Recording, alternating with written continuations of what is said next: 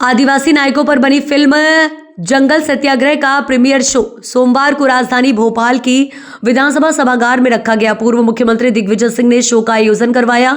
इस दौरान कांग्रेस प्रदेश अध्यक्ष जीतू पटवारी, नेता प्रतिपक्ष उमंग सिंगार, उपनेता प्रतिपक्ष हेमंत कटारे सहित कई वर्तमान और पूर्व विधायकों के साथ नेता मौजूद रहे।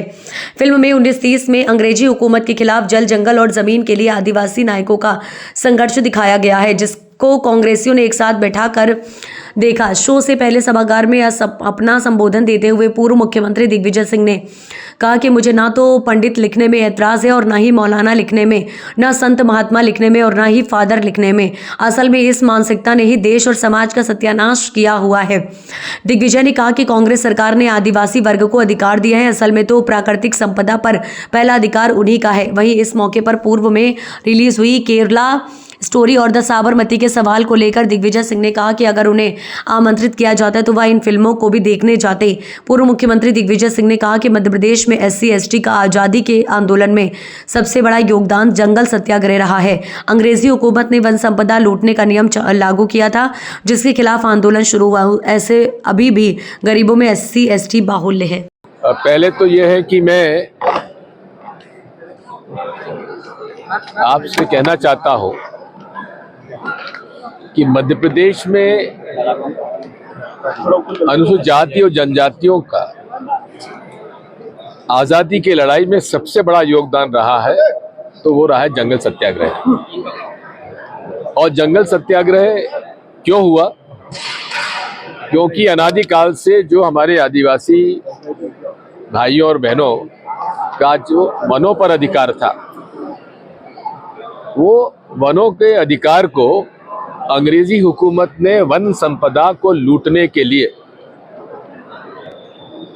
1927 में इंडियन फॉरेस्ट एक्ट लाई थी, जिसके खिलाफ लोगों ने आंदोलन शुरू किया, क्योंकि उनके सूखी गिरी लकड़ी उठाना बंद हो गया।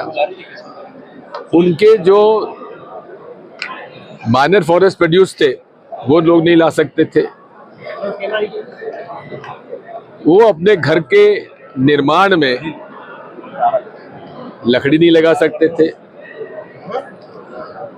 वो बांस नहीं काट सकते थे। तो इस तरह से पूरे तरीके से ब्रिटिश हुकूमत ने उस पर जो जंगलों पे कब्जा कर लिया था और इनकी रोजी रोटी समाप्त कर दी थी, ये उसी से उद्दोलित हुआ। और झारखंड से लेकर मध्य प्रदेश तक जितने भी, छत्तीसगढ़ इसमें शामिल है, उड़ीसा शामिल है, सब जगह जंगल सत्याग्रह हुआ।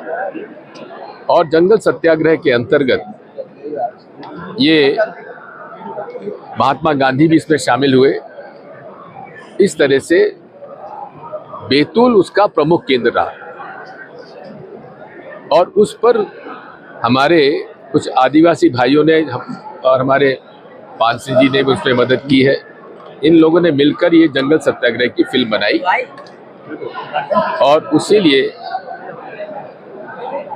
आप सब लोगों को यहाँ आमंत्रित किया गया है। वर्तमान दौर में कैसी स्थिति देख रहे हैं? टैक्स फ्री करने की मांग मैं तो शुरू में कर चुका हूँ। सर, बीजेपी के नेता सर वर्तमान दौर में कैसी स्थिति देख रहे हैं? आप फिल्म तो बनाई है, लेकिन आदिवासी की वर्तमान मध्य प्रदेश में कैसी स्थिति देख रहे हैं? बात यह है, आजाद भारत में अनुसूचित जाति जनजाति को आरक्षण जो मिला है और जो उनके लिए विशेष नीति और कार्यक्रम बनाए गए, उससे काफी फर्क तो पड़ा है।